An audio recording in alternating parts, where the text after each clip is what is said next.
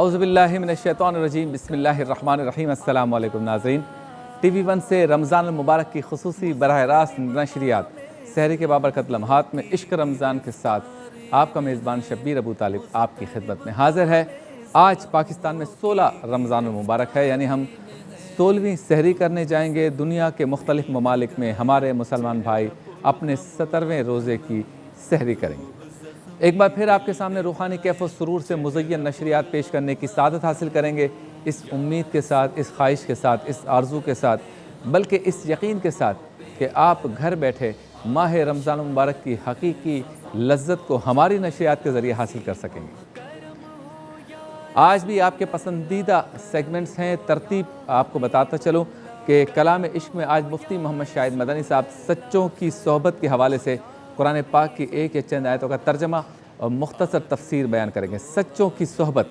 اور سوال ہمارا جواب آپ کا میں آج نوجوانوں کے لیے بالخصوص اور والدین کے لیے بالعموم بہترین سوال ہے، اور وہ ہے اچھے مستقبل کی تیاری۔ اس پر گفتگو کریں گے اور میں چاہوں گا آپ بھی اس گفتگو کا حصہ بنیں ٹیلی فون لائنز کے ذریعے۔ عالم ٹائم میں آج حضرت عائشہ صدیقہ رضی اللہ تعالی عنہا کا تذکرہ ہوگا، ورفعنا لک ذکرک میں حافظ غلام مصطفیٰ قادری ساتھ ہوں گے، اور مزیدار سحری میں شیف اقبال بنائیں گے سنگاپورین رائس، اور عالم کے ساتھ میں ہمارے ساتھ ایک مستند اور جید عالم دین ٹیلی فون لائن پر ہوں گے، جبکہ دوران گفتگو ہائی کورٹ کے بہت ہی پیارے ہمارے بہت ہی اہم وکیل ہیں لیاقت علی ایڈوکیٹ، وہ بھی ہمارے ساتھ ہوں گے۔ روحانی گلدستہ میں ڈاکٹر سید محمد اشرف اشرفی جیلانی صاحب ہوں گے، اور آج صبر کے واقعات بیان کریں گے علامہ نثار علی اجاگر صاحب، اور نشریات میں ہمارے ساتھ موجود ہوں گے حضرت علامہ پیر سید مظفر حسین شاہ قادری صاحب۔ آج جس بات پہ میں ابتدا میں گفتگو کرنا چاہتا ہوں وہ ہے کتاب سے دوستی یا کتاب کی اہمیت۔ محترم ناظرین، آپ جانتے ہیں ایک وقت ایسا ہوا کرتا تھا کہ ہم کتاب کو اپنا دوست رکھتے تھے۔ ہر شخص اپنے سفر میں اپنے ساتھ کتاب رکھتا تھا، اور سمجھتا یہی تھا کہ اگر کوئی دوست نہیں، کوئی ساتھی نہیں، تو یہ کتاب ہی میری دوست ہے، کتاب ہی میری ساتھی۔ اب چونکہ کمپیوٹر کا دور آ گیا تو لائبریریوں میں جانا، لائبریری میں بیٹھ کر کتاب کا مطالعہ کرنا، ریک میں سے کوئی کتاب نکالنا، اس کے صفحہ نمبر کو چیک کرنا، ریفرنس کو چیک کرنا، نشان لگانا اور پھر واپس رکھ دینا، یہ رواج ختم ہو گیا۔ پھر ایک یہ بھی رواج تھا، یہ بھی پریکٹس تھی کہ ہم کتاب گھر پہ لے جاتے تھے لائبریرین کو کوئی نہ کوئی چارجز دے کر، تو اس کا کوئی کرایہ ہوتا تھا 10-20 روپے روزانہ، وہ بھی سلسلہ ختم ہو گیا۔ اب ساری چیزیں آ گئی کمپیوٹر پر، نیٹ پر، اپلیکیشن کے ذریعے، موبائل پر، تو جو بھی چیز چاہیے ہوتی ہے وہاں سے مل جاتی ہے۔ اس سے کوئی انکار نہیں کہ ٹیکنالوجی کی وجہ سے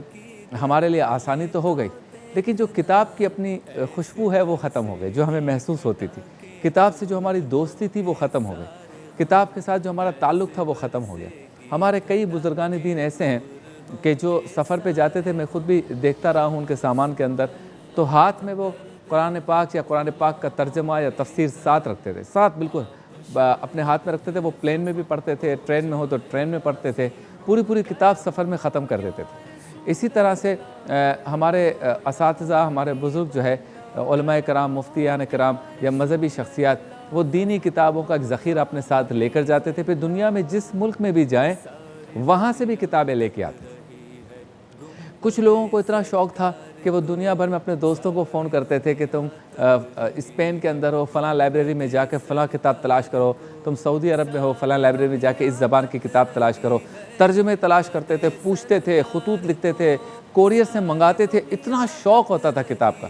ہماری نوجوان نسل کو بھی بہت شوق ہوتا تھا، شاعروں کو بہت شوق ہوتا تھا، شاعری کی کتابیں اور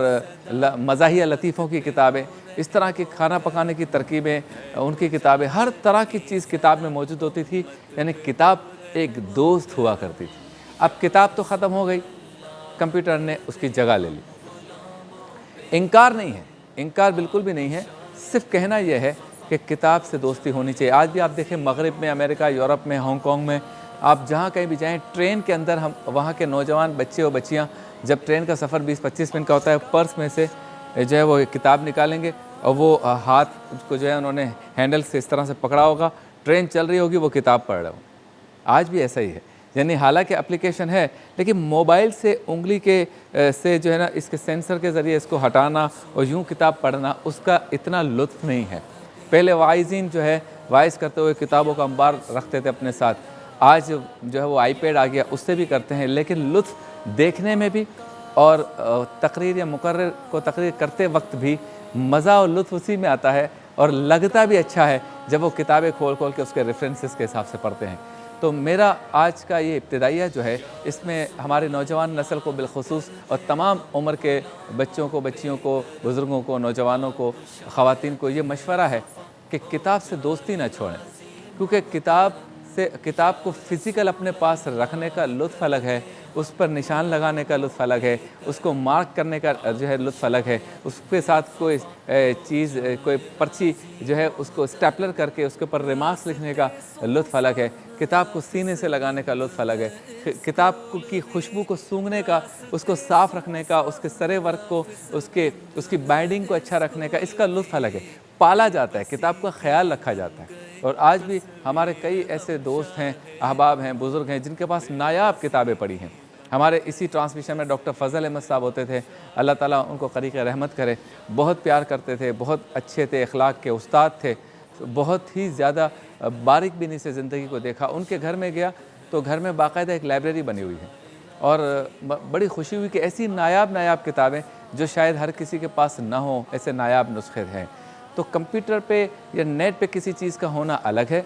اور آپ کے پاس فزیکل کسی چیز کا ہونا الگ ہے۔ تو کتاب سے دوستی رکھیں، چاہے کسی بھی موضوع کی ہو، کتاب کو ساتھی بنائیں چاہے کسی بھی موضوع پر ہو، کتاب کو اپنے سفر کا ساتھی بنائیں چاہے کسی بھی موضوع پر ہو۔ تو یہ ہمارا آج کا ابتدائیہ تھا، چلتے ہیں بریک کی جانب، واپس لوٹیں گے تو سچوں کی صحبت کے موضوع پر مفتی محمد شاہد مدنی صاحب کلام عشق میں قرآن پاک کی ایک چند آیتوں کا ترجمہ، مختصر تفسیر بیان کریں گے مختصر سے وقفے کے بعد۔